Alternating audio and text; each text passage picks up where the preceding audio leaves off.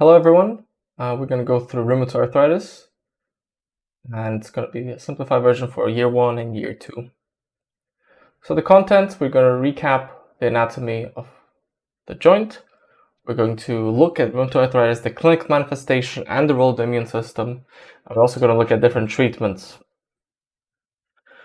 So just to recap the anatomy of a joint, we have multiple layers here. So we have 2 articulating bones for articulating bones. We have cartilage and a synovial membrane. Now, the joint has this fibrous membrane on top, giant capsule, which starts from the periosteum of one bone and ends at the periosteum of the other. And this is just a view of an actual bone. Now, the function of a joint, to recap, is that it's to reduce friction and absorb shock. The synovial membrane produces the synovial fluid, which helps lubricate the joints and acts as a medium to feed the avascular chondrocytes, the cells present within the cartilage. The outer fibrous membrane provides flexibility, prevents dislocation, and later on becomes a ligament. The synovial fluid itself contains hyaluronic acid, which is secreted by the synovial cells, and its function is to reduce friction by lubrication. So what is rheumatoid arthritis? So it's a chronic inflammatory systemic disease. Typical patient is usually a middle-aged woman. And we have joint features, so articular features, and we have extra-articular features, so features outside of the joint. So articular features include joint pain in the MCP and IPJ of the hand, in shoulders, knees, and hips. The pain is usually worse in the morning. There's stiffness that's in the morning that goes away as you warm up, as the muscle and joints are further used. We have swelling of the joints, and it's symmetrical. So rheumatoid arthritis is a systemic disease. It is not just a joint disease, and you have very many extra articular, which means outside of the joint. So in the heart, we can get coronary artery disease, we can get pericarditis. In the lungs, we can get pleural effusions and fibrosis. And the neuromuscular complications include cranial cord compressions, as you can see right here, or carpal tunnel syndrome. Skin conditions include rheumatoid nodules and vasculitic rashes. Eyes include episcleritis. And we also have bone complications such as osteopenia and fragility fractures, and some hematological complications such as anemia, splenomegaly, and lymphadenopathy, which is when your lymph nodes are enlarged. So the pathophysiology is quite complex. This is a very simplified view of things. This is like a summary. So we have some risk factors which predispose to rheumatoid. So we have environmental, such as smoking. We'll have genetic, such as HLA-DR4 and CTLA4 alleles. We also have specific epigenetic changes, such as DNA methylation and microRNA, not to be confused with mRNA, which is messenger RNA.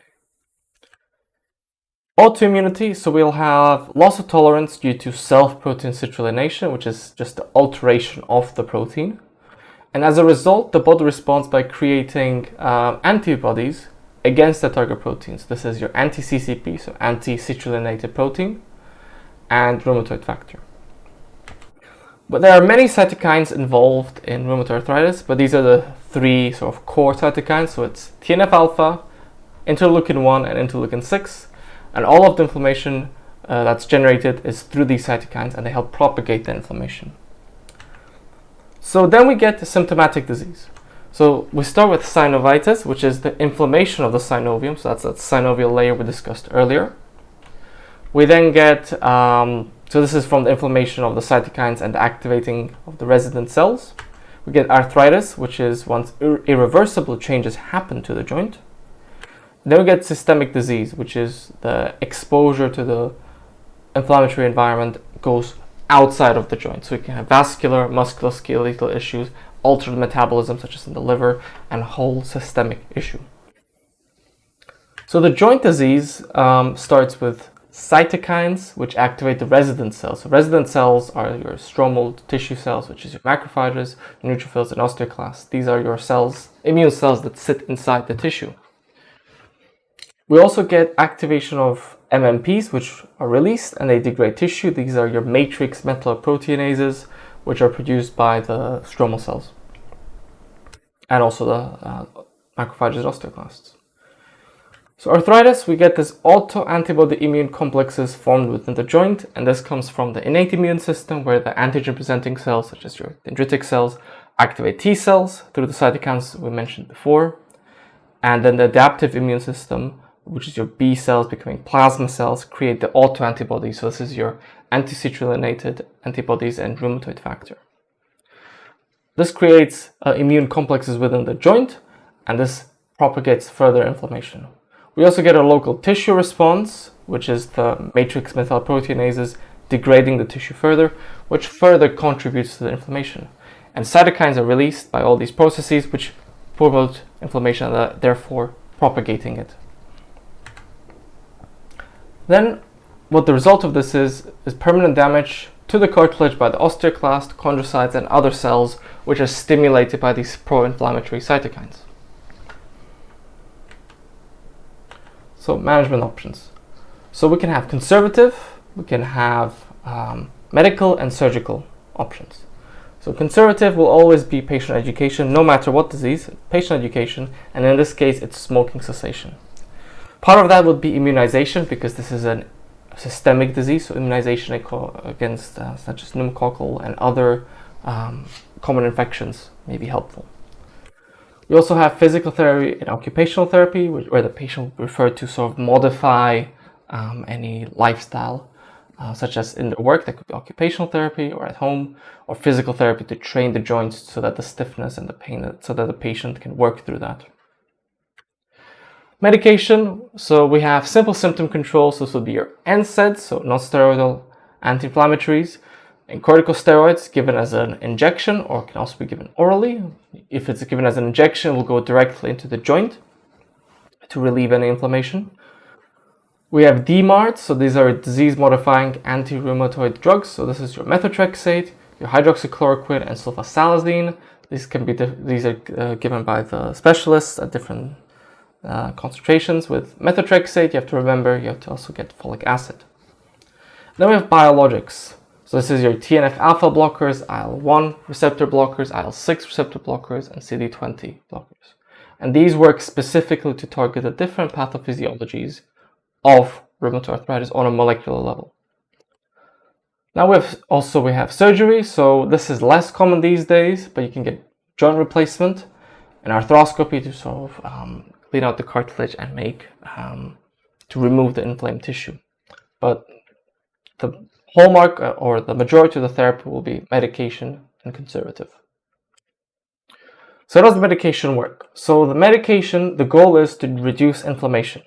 So DMARDs do this by causing non-selective inhibition of the immune system. They basically are hostile to the inflammatory cells, and therefore you'll have fewer inflammatory cells, thus less inflammation.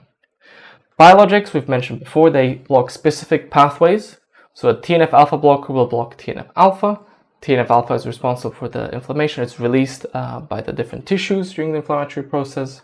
So by inhibiting it, it has good success. IL-1 receptor blocker, so this blocks the IL-1 receptor. We said that IL-1 contributes to the inflammation pathways. So by blocking it, you'll have no inflammation through that pathway. IL-6 receptor blocker is the same. And then CD20, so CD20 binds to B cells, which means that there's fewer autoantibodies being produced, and as a result, you'll have less of the rheumatoid factor and the autoantibodies. Now, all of these can cause immunosuppression, which is why they give them immunizations as well, against like pneumococcal and other encapsulated organisms. So, a summary. So, rheumatoid arthritis is a systemic inflammatory disease which is characterized by joint symptoms. We'll have joint stiffness, swelling, and pain, which is going to be in early disease. But as the disease progresses, it will cause more complex features. Pathology. So, we have cytokines, so TNF alpha, IL-1, IL-6, which cause local inflammation in the synovium, which causes symptoms. The pathophysiology is the loss of immune tolerance due to citrullination. In other words, changes of proteins and therefore generation of antibodies. And the treatment options include DMARDs, methotrexate, and sulfasalazine. For biologics, it's anti-TNF alpha, anti-IL-4, and anti-IL-6 receptors, as well as CD20 inhibitors. I hope that has been useful, and thank you for your attention.